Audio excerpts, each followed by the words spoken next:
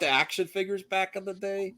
Who do you, While you're here, Sean, I'm sorry, CJ, I didn't mean to interrupt you. I was going to ask him about Indiana Jones box office since we're talking about box office. Are you concerned at all with the reports from Cannes Film Festival?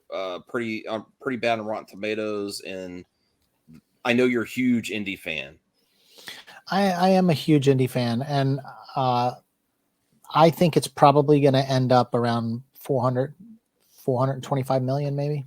Yeah, I would say that's a good estimate. And you need a box office prediction show. and I think, it's one of the reasons I think is because I don't know. There's so much negativity out there about it, but I think in the end, when people watch it, they're going to be like, the bar is not very high for them to get over the Crystal Skull, right? Mm-hmm. If it's even slightly better than the Crystal Skull, it'll do well, but it'll only do well probably opening weekend. And then, they might be writing off some money on this thing. You see, Sean, can I be honest? Mm-hmm. I wasn't going to go see The Flash till I saw the trailer. And that changed my mind. I was going to go see Indiana Jones until I started seeing the trailer and the reception. And I can't do it. Well, one of the TV spots that was just out the other day, and I put a screen grab up on my channel in my community section, is they've got a shot of Indiana Jones shooting a Walther P-38. And one of the big things they kept saying was, and it's the older Indiana Jones, not the younger Indiana Jones in the prologue. They were saying Disney's, he's only walking around and all the previews and press photos and all this stuff was just his whip and bag. They're not even giving him a gun. And it's like, oh, well, we know he's firing a gun in the movie, and it's a German P-38. And so I think in the end, and even if, I could go into spoilers just from what's been out there from the Cannes Film Festival, but even if the end does have that moment, I think people need to look at he's supposed to be 70 years old in the movie, even though he was 79 when they filmed it. And then the Young Indiana Jones series. Right. And my thinking is, I know people who are in their 80s, and I have a good friend whose mother is like 90 something, and she keeps saying, I don't know why I'm still alive. I wish I was dead. I wish God would just take me. I don't like, I'm falling apart. I hate, everything's breaking down. And, there's this moment in the film, which is what was reported in the Cannes Film Festival, which is, he wants to give up. He's got nothing left. And, I don't like that. But they say, Phoebe Waller-Bridge's character, kind of gets him back, snaps him out of it. And I'm just like, if they're not understanding like where he is in his mental state, and that he may not be the guy we saw in 1935. Oh yeah. I feel like it's another Jake Skywalker situation. No, I don't think so, because one, he's not supposed to be a superhuman guy with the Force. He's an archaeologist. True. He's always been that one guy that when you threw him into these situations, he would always just get out of it. He always got beat up in his movies. He was always banged up and bruised and bleeding and you think about how much he went through just in Temple of Doom. It's not unrealistic for somebody to be that broken. No, I agree. It's realistic, but do you think he's losing an eye? Well, and if the rumors are true that Shia LaBeouf's character Mutt Williams was killed in Vietnam, and he's going through a divorce, how is that not unrealistic for people in that time? A lot of families broke up when their kids were killed in Vietnam, and they couldn't make it. They just couldn't hold it together. And so if you look at the time frame, and that's the one thing I said on my one video about Helena's, he says, you've been, in the one scene in the when they're driving the little carts, and she makes the comment about, oh, I'm just selling myself, for money because I'm a confident, strong woman, blah, blah, blah. It's 1969. And that was the women's feminist movement. And I had talked about in one of my videos about how you've got Willie Scott, because Temple of Doom is a prequel to Raiders of the Lost Ark. So Temple of Doom is 1935 and 1936, I think, is Raiders of the Lost Ark. You had the Damsel in Distress, which was right for 35. And then you jump to World War II with Marion Ravenwood, and she's like the Rosie the Riveter, the one that was, all the women were building the aircraft while the men were off to sea and getting killed and fighting in the war. The women were strong and tough, and so she represented that. And so as you're going through these decades, of course, the people are going to represent the time frame. And so the 60s were nothing but, I mean, you look, they had the Rolling Stones was playing in the first trailer because the Stones were huge in 69. And so the women were burning their bras, and they were, so why would you not write for the time frame? So when everybody's just like, oh, Indiana Jones is, this is all going woke and there's feminism. And it's like, wait a minute, it's 1969, guys. Like what and this is where people just either don't understand their history or don't understand the writing of like James Mangold and his team that wrote the script. I think they're really embracing these things. And when you hear Harrison Ford get emotional and he tears up and he talks about, I wanted to bring the character to a place and push his limits and bring him to a place that he's never been. And then in the end, if you've been following the Cannes Film Festivals, the leaks, and what the people are saying who saw it, it has a happy ending, a beautiful ending. And for me, I think that is good for the character.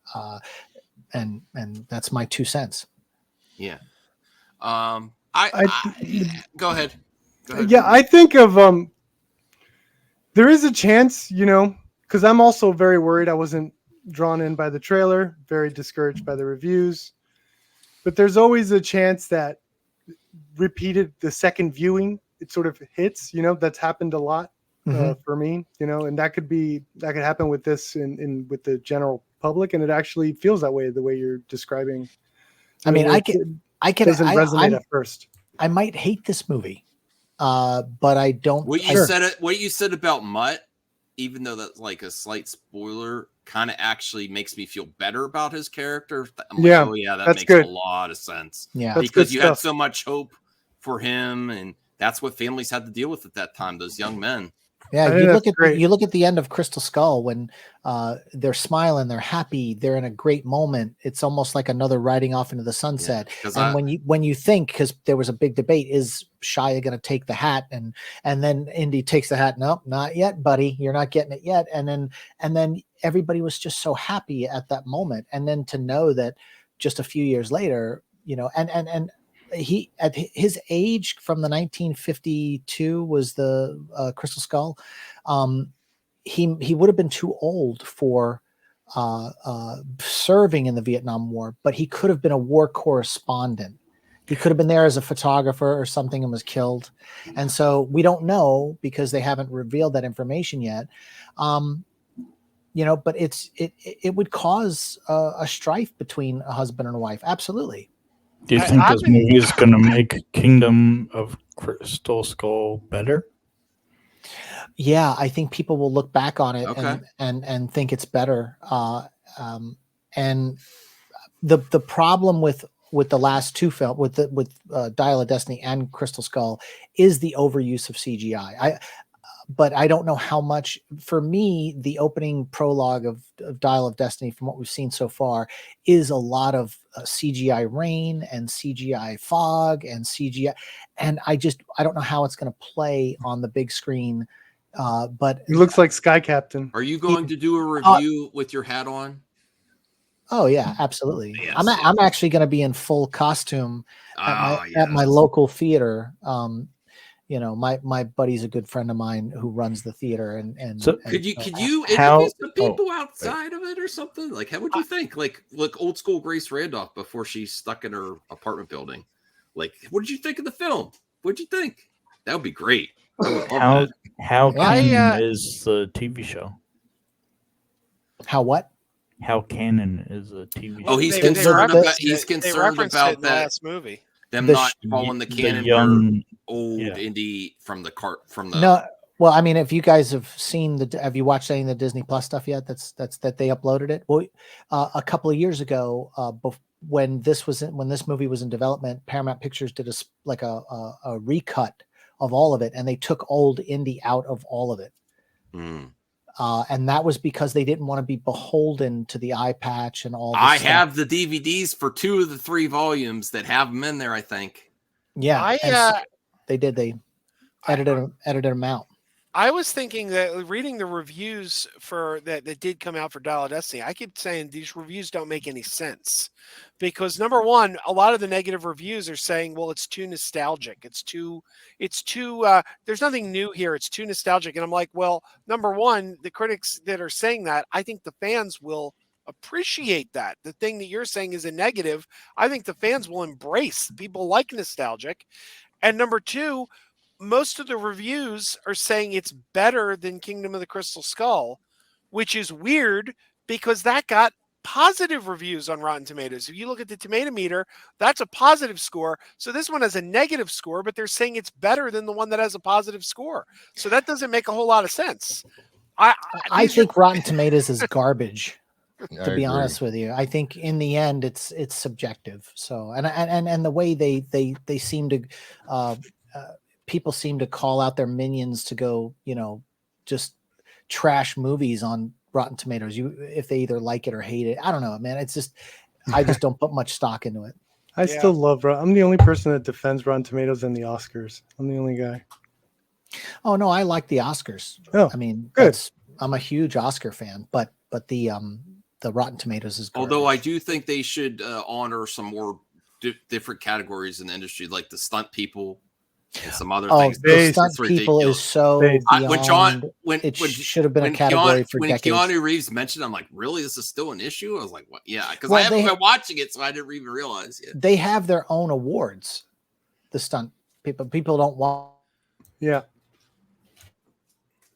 They have their own award ceremony. Especially in the age of CGI, that should be even a word more. The people, the projects that still go all out with that, A lot of the Young Indiana Jones Chronicles were shot here in my hometown, and so one of my good friends, Michelle Seidman, who's an actress, was in a scene with the old Indy. She was a letter carrier, and she goes to a mailbox, and he's putting the stuff in the mail, and they have this conversation, and it was part of the prologue to one of the episodes, but now that they've redone them all, they took all the stuff out with her in it, so she's a little bummed. But yeah, George. That's when I met George Lucas. Was here in my hometown because he was doing a movie called Radioland Murders, and he was a producer on it. And it was not too long before The Phantom Menace because they were doing experimental set extensions with CG, like expanding out with computer imagery, and it was like his beta test. This entire movie called Radioland Murders was a beta test to see if they could pull off some of the stuff they were going to try to do in The Phantom Menace. And so I was on set and got to meet George and talk with him, and it was pretty cool. And they were familiar with our town because they had shot the Young Indiana Jones Chronicles here. So it was pretty good, pretty cool stuff. But a lot of my friends worked on Young Indiana Jones Chronicles. A lot of the older camera guys, the guys who are like, in their mid 60s, like late 60s, they all worked on it. So I completely forgot Harrison Ford was in the Young Indiana Jones. yeah, he did one episode. They were trying to get the ratings up, and Was that the beginning or the end? He did a Middle. book. It was in the middle. Yeah. Okay, because I have It was the a motorcycle Stranger chase. It was Things. I cool. don't have I don't have the youngest set where he's the youngest. One of the cool parts about that sequence, it was a 2 cars. It was a pickup truck chasing another car, and it was in the snow, and he was with a Native American guy. But when he gets out of the car and he turns the corner, he has a walkie-talkie on his hip. And you can clearly see it if you Google it. The images are there. People still hit the still button and they pause button and they screen grab it. And and when you work in the film industry like I do, what they do is they put a walkie inside the car to give you direction when you're driving past camera, or they'll say go back to 1, you hit the brakes, you turn the car back around, go back to 1. And so he had a walkie on him, and he had it on his waist, but when he turns the corner and he's got the jacket, and it's a walkie that's clearly like not from the 1930s, it's the 40s. And so it's just pretty cool if you ever catch that.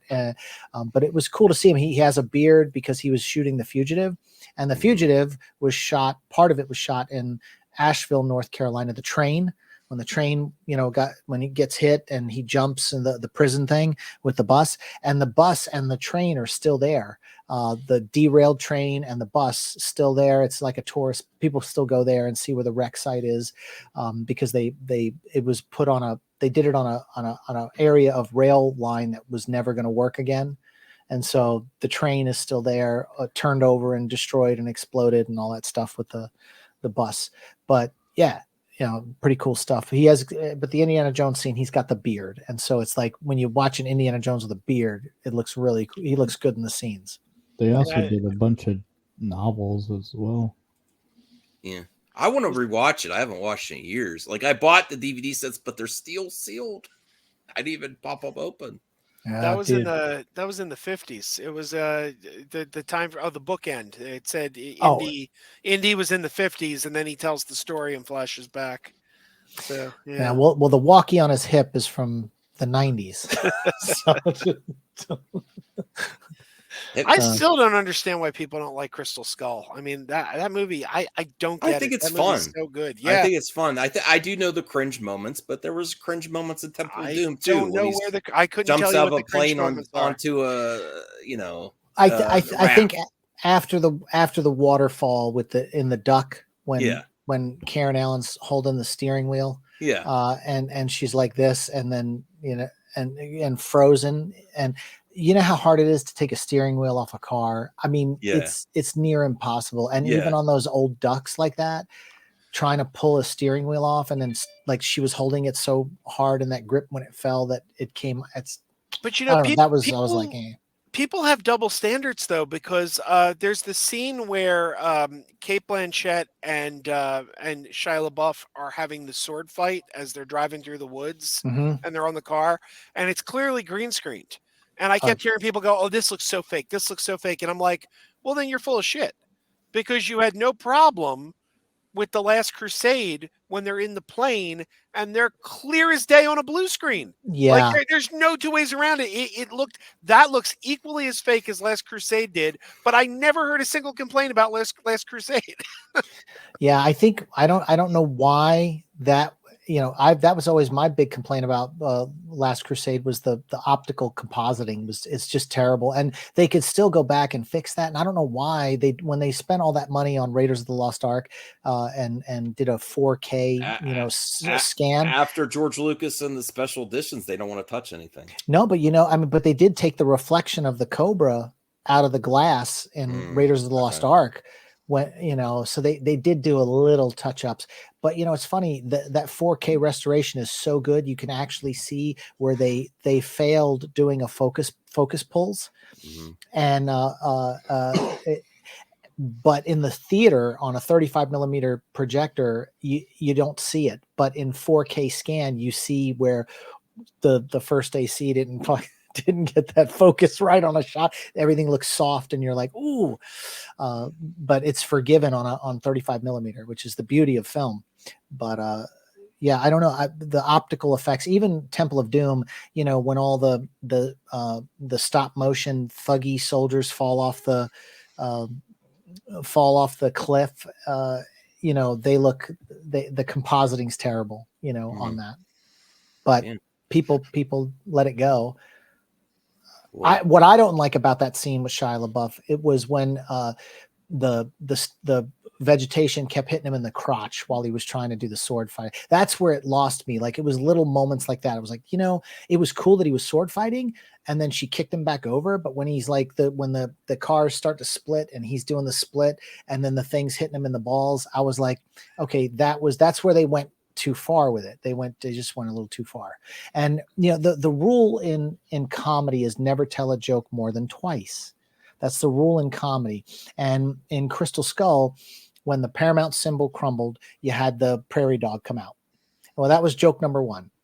And then the prairie dogs came out when the rocket went across and they were, the Russian and him were stuck to the rocket car, and it went across the desert, and they're like, who? And they like watched it go by, all the heads of them. And then after the refrigerator incident, he comes rolling out and another prairie dog pops up. So they told the joke twice. So if they'd have just left it at 2 prairie dogs, people would have bought it and kind of let it go. But when they went for the third one, people just went nuts over the CGI prairie dogs.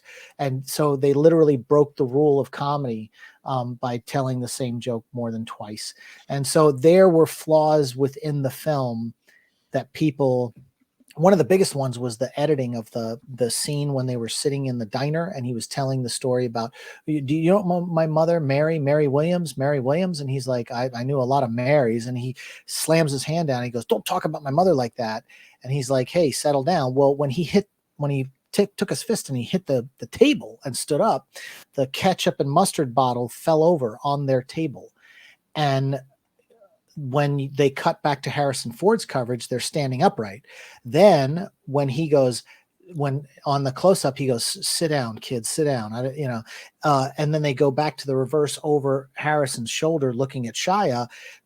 Harrison Ford reaches over, picks up the ketchup bottle and the mustard bottle and sets them back up as Shia sits back down. So there was a complete continuity error that was so blatant. Like when you've got a script supervisor who is one of the best in the business, and then editorial, and then Spielberg gives approval of the takes, how did you miss the falling over, reappearing, falling back over, set back up, ketchup and mustard bottle? So for me, as I was watching it, I was seeing things going, how did they miss that? Well, how did they miss that? Why did they do this? Why did they?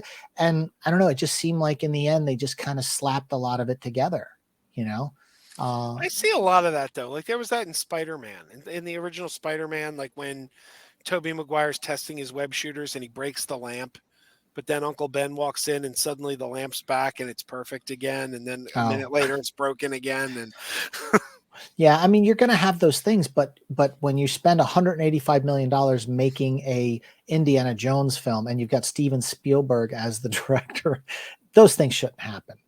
And so for me, like when I heard that Spielberg was going to not do the next one, I thought, you know what, that's okay. That's okay. Yeah. He was I think he was a little bored. Because at that same time, you look at he makes Lincoln with Daniel Day-Lewis, which is absolutely amazing. You had Munich, you had all these really amazing films, and then this one comes out, and there was so many kind of flaws with it. You were like, did he just dial? Did he phone this one in? Do you think part of it is he didn't want to touch Indiana Jones without George? Before we continue, there, Perp says he has to head out. So thank you, Perp, for joining Thank you guys. Thank you guys. Fun discussion. I'm gonna head out too.